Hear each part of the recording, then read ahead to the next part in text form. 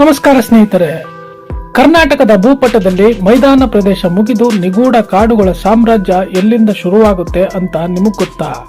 ಒಂದೇ ಜಿಲ್ಲೆಯಲ್ಲಿ ಜಲಪಾತಗಳ ಹಬ್ಬರ, ಸಂಸ್ಕೃತದ ಕಂಪನ್ನು ಪಸರಿಸುವ ಹಳ್ಳಿ ಮತ್ತು ಜ್ಞಾನಪೀಠದ ಗತ್ತು ಇದೆಲ್ಲವನ್ನು ಹೊಂದಿರುವ ಆ ಒಂದು ಅದ್ಭುತ ತಾಣ ಯಾವುದು?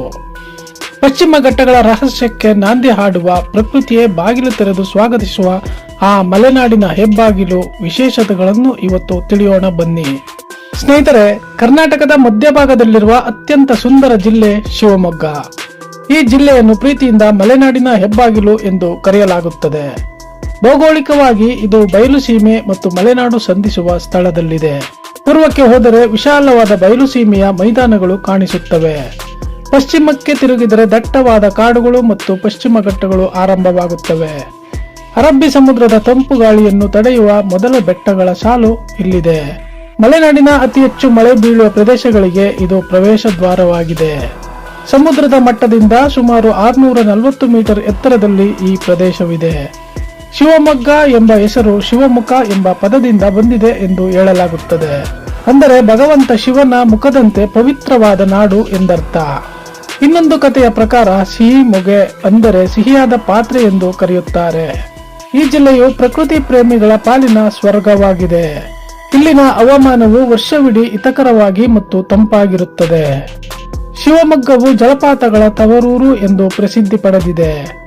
ವಿಶ್ವವಿಖ್ಯಾತ ಜೋಗ ಜಲಪಾತವು ಇದೇ ಜಿಲ್ಲೆಯ ಸಾಗರ ತಾಲೂಕಿನಲ್ಲಿದೆ. ಶರಾವತಿ ನದಿಯು ರಾಜ, ರಾಣಿ, ರೋವರ್ ಮತ್ತು ರಾಕೆಟ್ ಎಂಬ 4 ಕವಲುಗಳಾಗಿ ಬೀಳುತ್ತದೆ. ಮಳೆಗಾಲದಲ್ಲಿ ಜೋಗದ ವೈಭವವನ್ನು ನೋಡಲು ಸಾವಿರಾರು ಪ್ರವಾಸಿಗರು ಬರುತ್ತಾರೆ.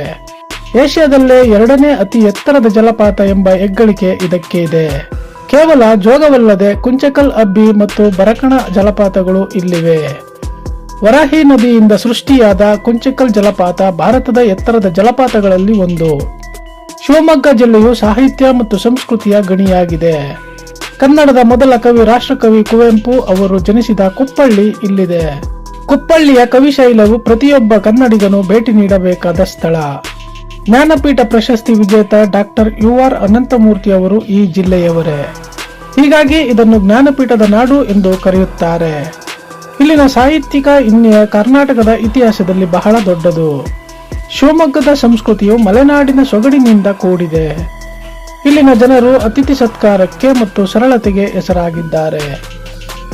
ಸುಪ್ರಸಿದ್ಧ ಕೆಳದಿ ಮತ್ತು ಇಕ್ಕೇರಿ ರಾಜ್ಯಗಳು ಇಲ್ಲಿ ಆಳ್ವಿಕೆ ನಡೆಸಿವೆ. ಕೆಳದಿಯ ರಾಣಿ ಚೆನ್ನಮ್ಮ ಅವರ ಶೌರ್ಯದ ಗಾಥೆಗಳು ಈ ಮಣ್ಣಿನಲ್ಲಿವೆ. ಇಕ್ಕೇರಿಯ ಅಘೋರೇಶ್ವರ ದೇವಾಲಯವು ವಾಸ್ತುಶಿಲ್ಪದ ಅದ್ಭುತ ಕೇಂದ್ರವಾಗಿದೆ. ಶಿವಪ್ಪ ನಾಯಕನ ಅರಮನೆಯು ಈ ಜಿಲ್ಲೆಯ ಐತಿಹಾಸಿಕ ಸಾಕ್ಷಿಯಾಗಿದೆ.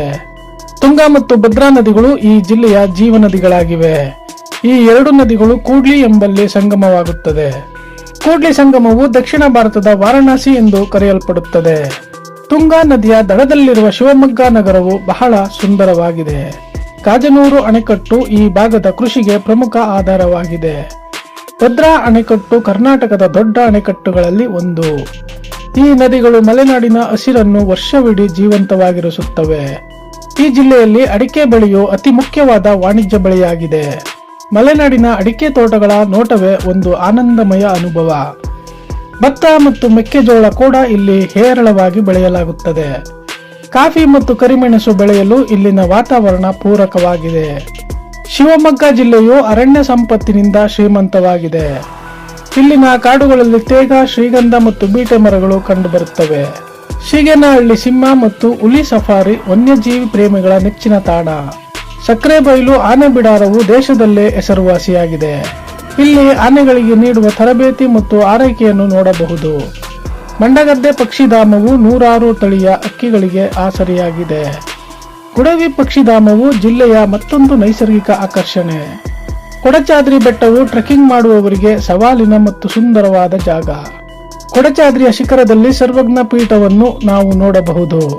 ಇದು ಆದಿ ಶಂಕರಾಚಾರ್ಯರು ತಪಸ್ಸು ಮಾಡಿದ ಪವಿತ್ರ ಸ್ಥಳ ಎನ್ನಲಾಗುತ್ತದೆ. ಇಲ್ಲಿಂದ ಸೂರ್ಯಾಸ್ತವನ್ನು ನೋಡುವುದು ಒಂದು ಅದ್ಭುತ ಅನುಭವ. ಆಗುಂಬೆಯು ದಕ್ಷಿಣ ಭಾರತದ ಚಿರಾಪುಂಜಿ ಎಂದು ಪ್ರಸಿದ್ಧಿಯಾಗಿದೆ. ಕರ್ನಾಟಕದಲ್ಲೇ ಅತಿ ಹೆಚ್ಚು ಮಳೆ ಬೀಳುವ ಪ್ರದೇಶ ಆಗುಂಬೆ ಘಾಟ್. ಆಗುಂಬೆಯ ಸೂರ್ಯಾಸ್ತವು ಪ್ರಪಂಚದಾದ್ಯಂತ ಪ್ರವಾಸಿಗರನ್ನು ಸೆಳೆಯುತ್ತದೆ.